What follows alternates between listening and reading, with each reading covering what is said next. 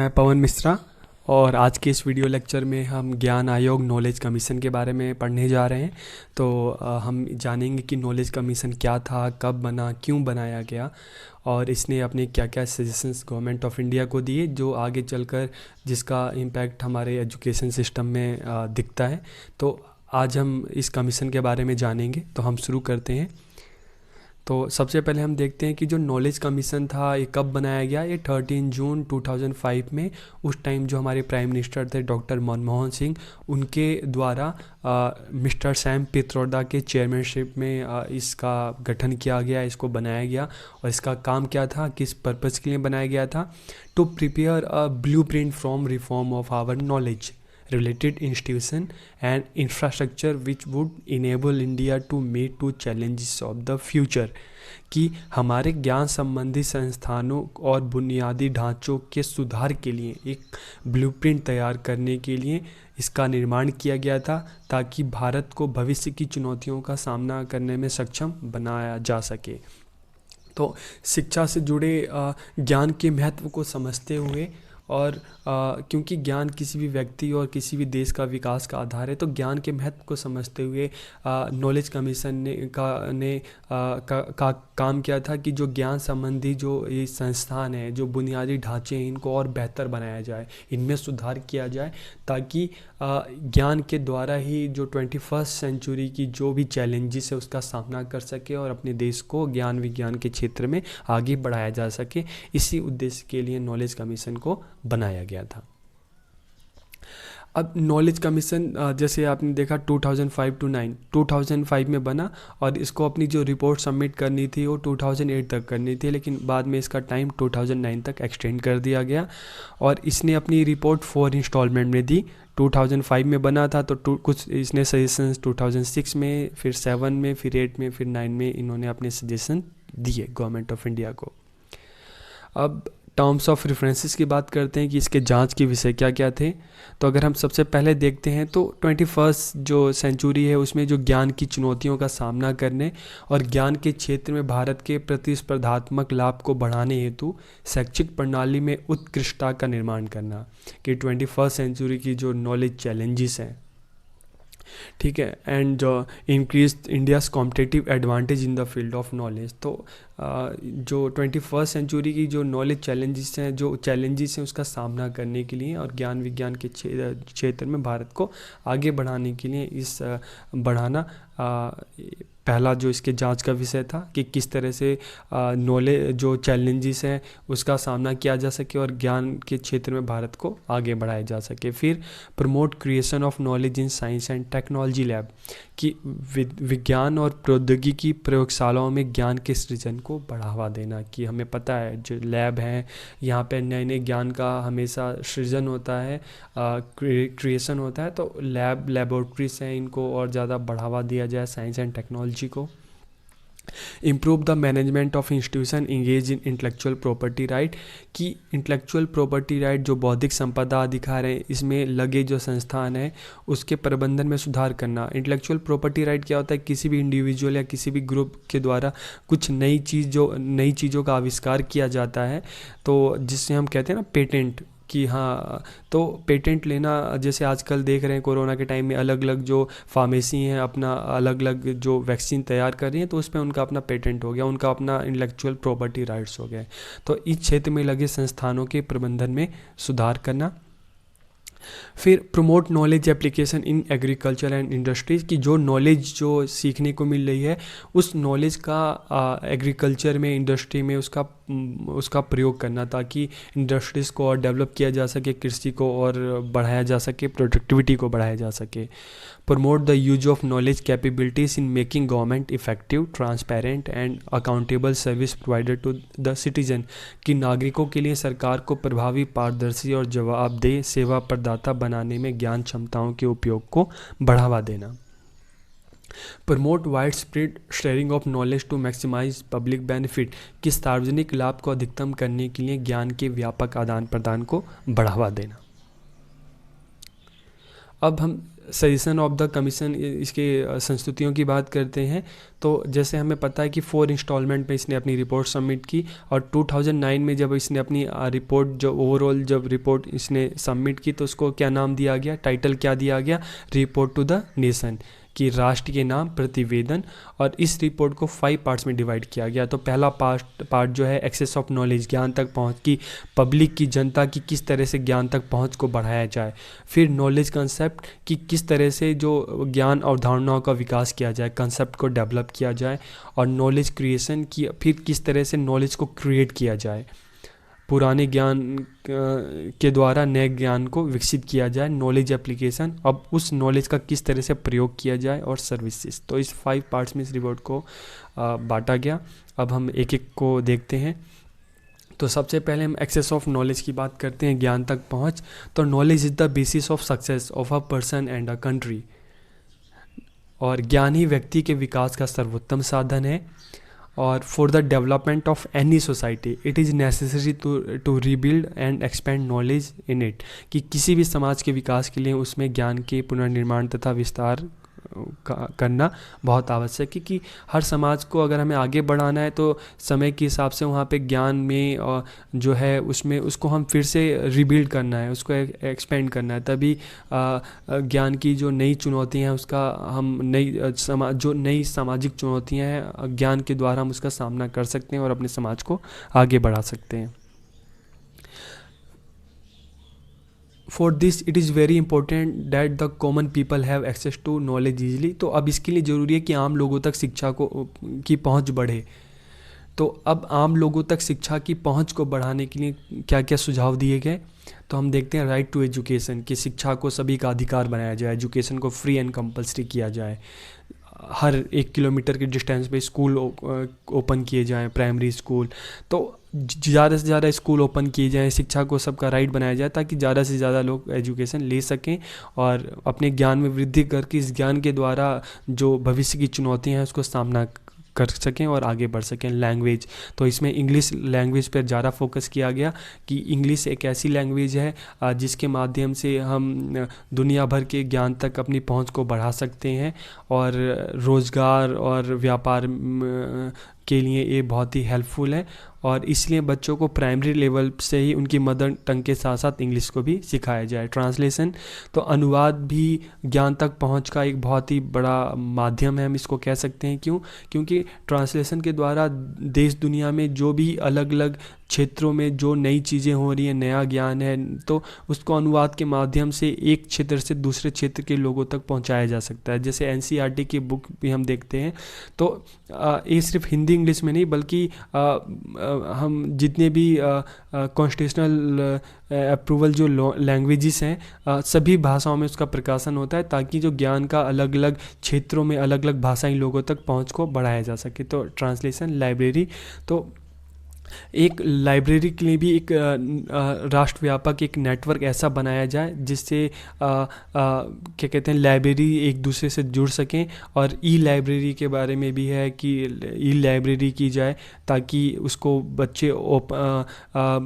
Easily उसको access कर सकें अपने सिस्टम के द्वारा, और लाइब्रेरी को और ज़्यादा मॉडर्न बनाया जाए।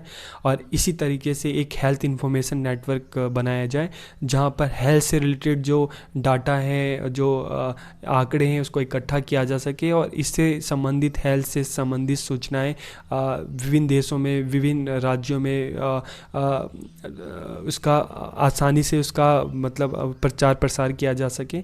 तो एक इस तरह से हेल्थ इंफॉर्मेशन नेटवर्क होना चाहिए जहाँ पे हेल्थ से रिलेटेड जो सारी जो इन्फॉर्मेशन है वो ईजिली सब तक पहुँच सकें, जैसे आज के समय में हम देखते हैं। तो फिर पोर्टल है कि अलग अलग जो फील्ड हैं, अलग अलग जो क्षेत्र हैं, उनकी नॉलेज के लिए, उसके बारे में जानकारी के लिए, चाहे हम बात करते हैं एग्रीकल्चर की बात करते हैं, हम इंडस्ट्री की बात करते हैं, एम्प्लॉयमेंट की बात करते हैं, एनवायरनमेंट की बात करते हैं, वाटर की बात करते हैं, एनर्जी, तो ये अलग अलग जो है, तो इन क्षेत्रों की जानकारी के लिए इस तरह के वेबसाइट पे पोर्टल विकसित किए जाए ताकि उनके द्वारा पब्लिक जो है, आम जनता ईजिली अपने मोबाइल के माध्यम से, अपने कंप्यूटर के माध्यम से ईजिली उनके बारे में पब्लिक को पता चल सके। तो इस तरह के पोर्टल डेवलप किए जाए जहाँ से इन चीज़ों के बारे में आसानी से सूचनाएं मिल सकें। और इसी तरह से नेशनल नॉलेज नेटवर्क की जैसे हमें पता है कि जो ज्ञान के क्षेत्र में जो अलग अलग संस्थान हैं, यूनिवर्सिटीज़ हैं, स्कूल्स हैं, कॉलेज हैं, अलग अलग रिसर्च इंस्टीट्यूशन है, तो एक इस तरह से नेशनल नॉलेज नेटवर्क डेवलप किया जाए जहाँ पर कहीं पे भी कुछ ज्ञान के क्षेत्र में विस्तार हो रहा है या नए ज्ञान का निर्माण हो रहा है, तो उससे संबंधित जो सूचना है वो पूरे सभी तक, एक दूसरे तक वो सब साझा कर सकें और इस तरह की सूचनाएं सभी तक पहुंच सकें। तो इसलिए right to education, language translation, library, e library जैसे हम बात कर रहे हैं, हेल्थ इंफॉर्मेशन नेटवर्क होना चाहिए, पोर्टल्स होने चाहिए, पोर्टल्स डेवलप किए जाने चाहिए, नेशनल नॉलेज नेटवर्क होना चाहिए, ताकि इससे संबंधित जो ज्ञान से संबंधित जो सूचनाएं हैं पब्लिक की ज्ञान तक, नॉलेज तक पहुंच हो सके। कि और चाहे हम स्कूल, विद्यालय या हम इंटरनेट इनके द्वारा कि पब्लिक की ज्ञान तक पहुंच बढ़ सके और लोग इजीली अलग अलग क्षेत्रों के बारे में, हेल्थ के बारे में, बाकी जो नए ज्ञान का निर्माण हो रहा है उससे संबंधित जो सूचनाएं हैं पब्लिक तक, जनता उस तक आसानी से पहुंच सके।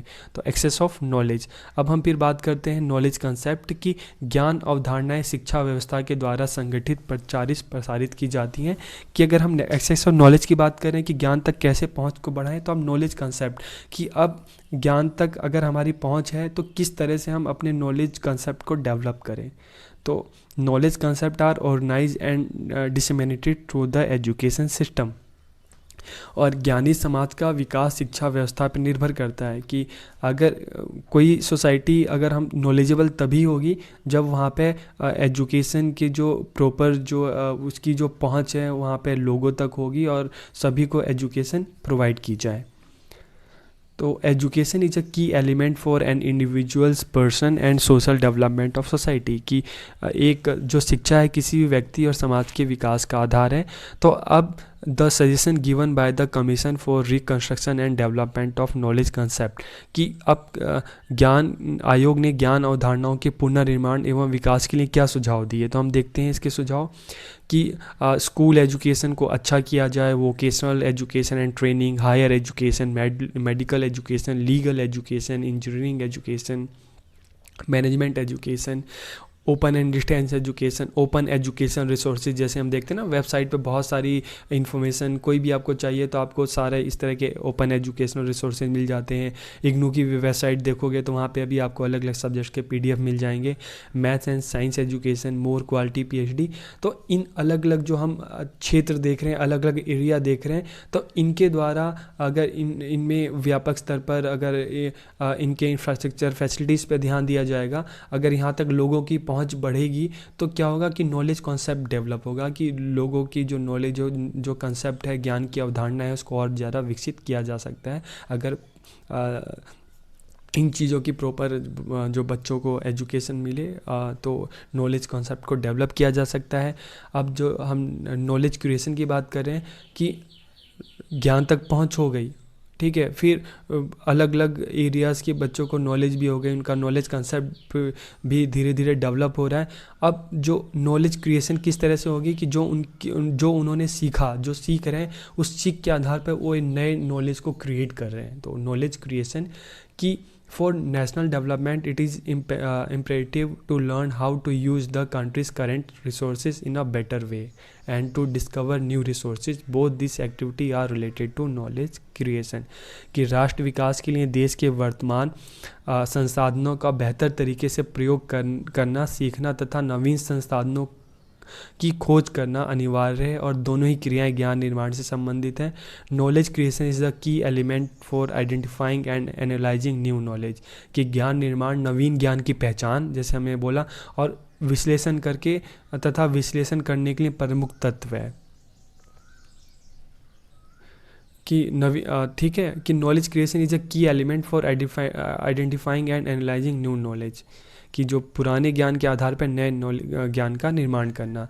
तो the commission examine some areas related to knowledge creation which are follow. तो अब कौन से एरिया हैं?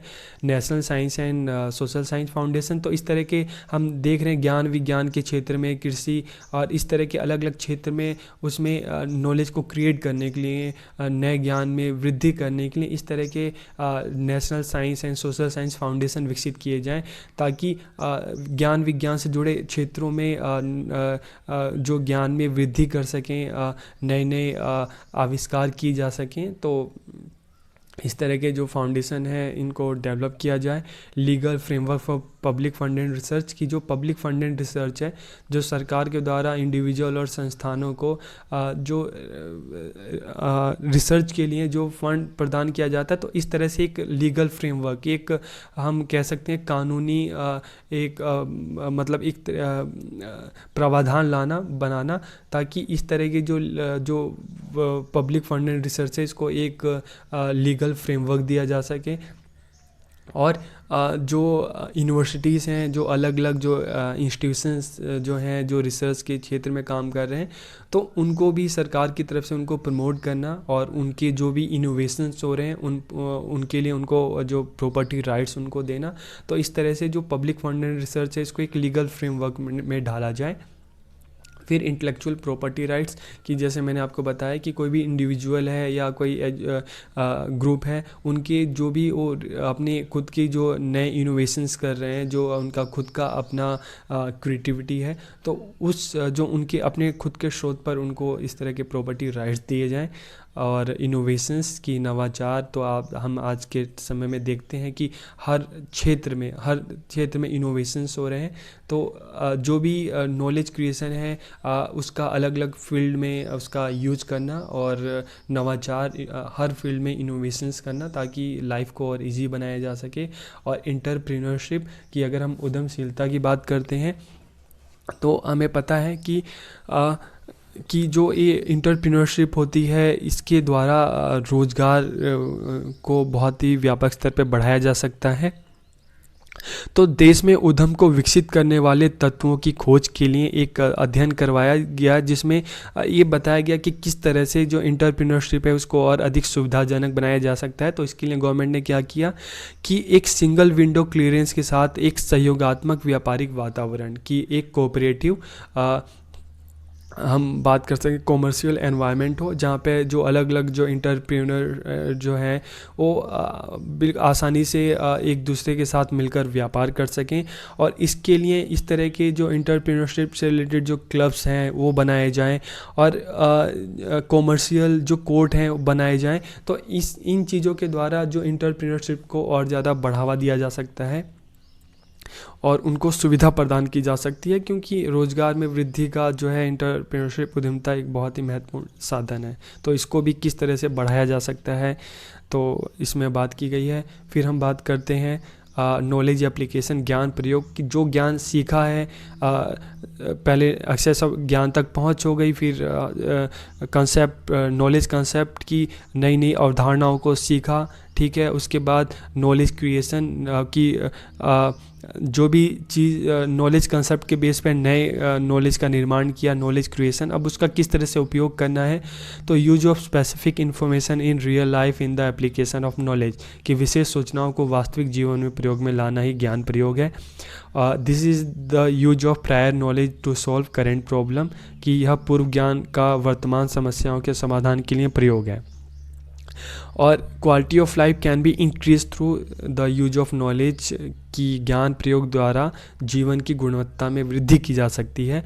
और the productivity of the country can be increase by using knowledge in the field of agriculture, industry, health, education, कि ज्ञान का कृषि, उद्योगों, स्वास्थ्य, शिक्षा आदि क्षेत्रों में प्रयोग करके देश की उत्पादकता में वृद्धि की जा सकती है। तो the areas of knowledge application जो हैं, हम बात करते हैं सबसे पहले improvement in traditional health system, की जो हमारा ट्रेडिशनल हेल्थ सिस्टम है, जो आयुर्वेद है, इसको इम्प्रूव करना, इसको वर्ल्ड लेवल पे प्रमोट करना। योगा है हमारा, आयुर्वेद है, तो इसको प्रमोट करना, जो इसमें सुधार करना, इम्प्रूवमेंट करना, ताकि दुनिया भर के लोगों को इस तरफ अट्रैक्ट किया जा सके। इन्हेंसिंग क्वालिटी ऑफ लाइफ, की क्वालिटी जो क्वालिटी ऑफ लाइफ को, जीवन की गुणवत्ता को बढ़ाना, एग्रीकल्चर कृषि में सुधार करना, कृषि को बेहतर बनाना, नए नए मशीन्स के द्वारा, उपकरणों के द्वारा जो कृषि की प्रोडक्टिविटी है उसको और ज़्यादा बढ़ाना। फिर हम बात करते हैं सर्विसेज, सेवाएं। तो ई गवर्नेंस, ई शासन। तो ई गवर्नेंस क्या है? एक माध्यम है जिसके द्वारा पब्लिक और गवर्नमेंट के बीच जुड़ाव हो सकता है, गवर्नमेंट को और ज़्यादा ट्रांसपेरेंट और ईमानदार जो है बनाया जा सकता है पब्लिक के लिए। तो the commission incorporates e governments as a mechanism process to provide proper delivery of services to the citizens and the power to increase transparency in government functioning. कि आयोग नागरिकों को सेवाओं का उचित वितरण प्रदान करने तथा सरकारी कार्य प्रणाली में पारदर्शिता बढ़ाने की शक्ति के लिए यह एक यंत्र प्रक्रिया के रूप में ई गवर्नमेंट्स को सम्मिलित करता है। This will help in increase the interaction of citizen with the government, कि इससे सरकार के साथ नागरिकों की अंतर्क्रिया बढ़ाने में मदद मिलती है। और a real knowledge is very important for building a conscious society, कि एक वास्तविक ज्ञान एक जागरूक समाज के निर्माण के लिए बहुत ही ज़रूरी है। बिल्कुल सही बात है। और proficient knowledge and services help citizen to increase interaction with the government, की कुशल ज्ञान और सेवाओं की उपलब्धि द्वारा नागरिकों को सरकार के साथ अंतर्क्रिया बढ़ाने में मदद मिलती है। और technology provides opportunity to ensure transparency and efficiency in government services, की प्रौद्योगिकी सरकारी सेवाओं में पारदर्शी तथा कुशलता को सुनिश्चित करने के अवसर प्रदान करता है। तो सर्विसेज ई गवर्नेंस, जहाँ पे गवर्नमेंट अकाउंटेबल हो, पब्लिक के साथ उसका इंटरेक्शन हो, ईमानदार हो। तो इसलिए ई गवर्नमेंट की बात की गई, गवर्नेंस की बात की गई, ई गवर्नेंस की। तो आज के इस वीडियो लेक्चर में हमने नॉलेज कमीशन के बारे में पढ़ा कि नॉलेज कमीशन क्या था, इसने गवर्नमेंट ऑफ इंडिया को क्या सजेशन दिया कि किस तरह से हम जो 21st सेंचुरी है उसके जो चैलेंजेस हैं इसका सामना किस तरह से किया जा सकता है, नॉलेज को इन्हेंस करके, नॉलेज को बढ़ा के, और किस तरह से बढ़ाया जाए कि ज्ञान विज्ञान के क्षेत्र में जो हमारे इंस्टीट्यूशंस हैं उसको और ज़्यादा प्रमोट करके, उसको उनको बेहतर अवसर प्रदान करके, रिसर्च को बढ़ावा देकर। तो इस तरह से हम ज्ञान को जो 21st सेंचुरी है उसके चैलेंजेस का सामना कर सकते हैं और खुद को हम आगे बढ़ा सकते हैं, विकास पथ पर आगे बढ़ा सकते हैं। तो आपको वीडियो अच्छी लगे तो अपने कमेंट ज़रूर करें और अपने दोस्तों के साथ शेयर करें। आप सबका बहुत बहुत धन्यवाद।